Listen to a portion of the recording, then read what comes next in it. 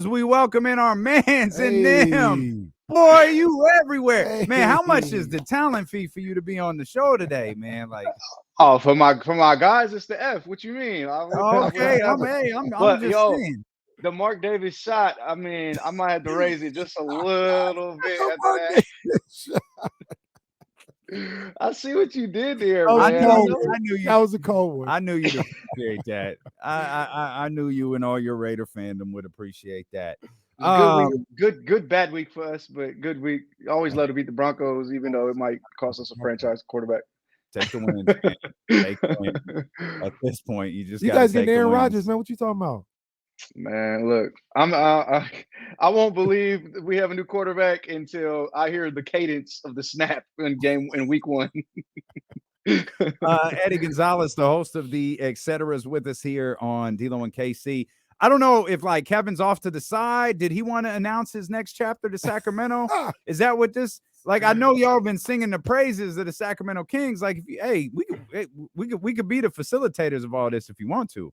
Yeah, I wish the new episode of the pod came out today because we had a long chat about the Kings. I give Kevin his credit because I said, "Yo, we're kind of going through the last week," and I'm like, "All right, no, the less we say about that game, the better." And he said, "No, you know what? Let's talk about the Kings. Let me give them their credit." So tomorrow when it drops, you can hear him and all the great things he said about Baby Bonus and my guy De'Aaron Fox and everything they're putting together over there. The Kings look great, man. Light up the beam, right? I'm enjoying it. What I gotta ask you because Eddie, you didn't, from my knowledge, you didn't grow. You know, you grew up in Sac, but you weren't a Kings fan. Matter of fact, like the Rockets for some reason at some point. One day we're gonna have to sit down, break bread, and talk about that. Where did that come from? But you know, you 3,000 miles away, you see what's going on here in Sacramento. You're in touch with the city, and you see how these people are just going crazy over this. It's 15 games in. You think we were 70 games in? 15 games in, man, from way, way, way over there on the East Coast, man. What's your thoughts about the Sacramento Kings team, man? Nah, it's fun watching it. I mean, I grew up in high school. I was watching Vladdy and C Webb and Jason, and then Mike, and then the whole nine. So I remember the energy in the city. I remember teachers at school at Valley being excited that Kings was winning games and stuff like that. So it's always great out there when the Kings are doing better. That's the biggest show in town, and it's Mhm. probably always going to be. I've been. Last time I seen you was at a Kings game, and I was telling you how Yep. much I like Fox and how much I like. Hope he gets the opportunity to really show what he's got. And I think he's up there with all those other guards. I think he's up there with Darius Garland, with Trey, with Shea, with all these guys. And once we get him on the bright lights and get to show it off, people will see that. So what I was saying on our show, what I've been saying, on the FanDuel show I do as well, is that the Kings, the roster makes sense, and I think more importantly, they have a great coach finally, and you see that you just see the synergy they play with. You see how well they work on defense together. Even though, like these aren't the strongest defensive players, but when you play as a unit, it matters. And Mike Brown, he's done it. He's been there. He's been there with megastars. He's won titles. He's done it all, and now he gets to put his own thumbprint on a roster again. And I love watching it from afar, from close. Watching my friends, my family enjoy it. It's been fun. I hope it keeps going. I hope they stay healthy because I've been talking crap about them for a long time, and now that the Mariners broke their streak, it's time for the Kings to do the same thing, man. Yeah. I mean, it's been warranted. They've been a bad basketball team, but it doesn't. This is far from a bad basketball team right now. And you mentioned the stage, and we're a long way from the playoffs. But we looked at that, Kenny and myself, and I think a lot of fans looked at that game against Brooklyn at the Golden One Center as this is the closest we're going to get to the stage until this team makes the playoffs. And for KD and that crew in Brooklyn, obviously they got a lot of different things going on. That's a loss for them. They can move on from. But that was a performance for the Kings that elevated them a little bit, that if you weren't paying attention before, you might have been paying attention after that. And it certainly introduced the world to the beam.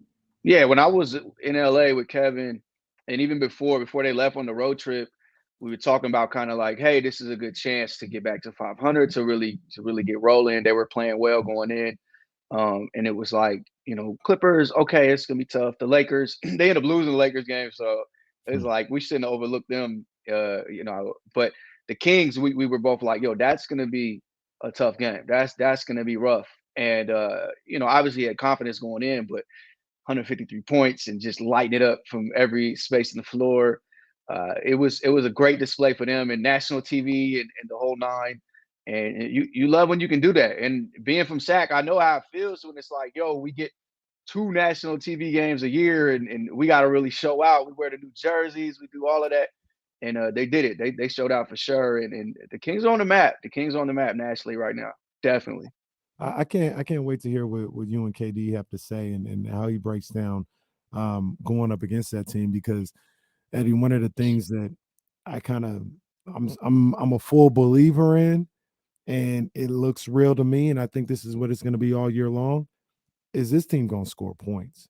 And they don't play a whole lot of defense right now. It's timely defense. But one thing I keep saying is you are you going to be able to keep up with them?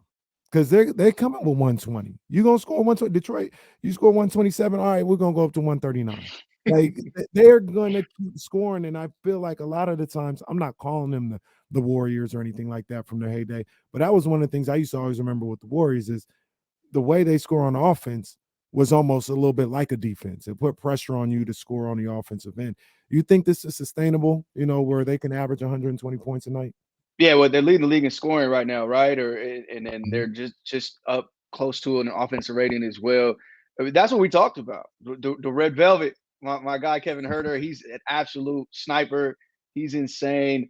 Malik Monk and De'Aaron Fox has been better shooting the jumper as well. And obviously Sabonis can pop out when need be. And so yeah, no, I think their offense is sustainable as long as De'Aaron Fox and Domantas Sabonis are at this level, and I think they are. I think these are the players they're going to be. They should be. And when you surround those guys like that, who can run the pick and roll all day, and who can pick apart from both angles, whether Fox is driving, whether you're dropping slips to Sabonis and he's figuring it out where he wants to go with it, there's gonna be shots at all times. I couldn't believe the Hawks let go of Kevin Herter, and that they could use him a little bit, but he's an absolute sniper. Um, yeah, I mean, are they going to be the number one offense in the league all season? Yes. They got to do that. They got to go out there and do it. But I think the style of play and the weapons they have and the talent they have, that's sustainable. So if they stay with themselves and they're going to continue to get better and have more synergy as the season goes on as well. And that's only going to help what they do. So yeah, I think this is the team you're looking at, and they'll be better defensively as it goes on as well. That's the important part. They've got to get better defensively. Yeah. Like the giving up 129 to Detroit. Like that stuff's got to chill at some point. But it's fun right now, because they've won 6 straight, and they as Eddie said, they're on the map right now. Mm-hmm. How you boys in Brooklyn doing? They haven't really gotten off the ground yet for a variety of different reasons this season. But you think they can settle in and put together something solid here?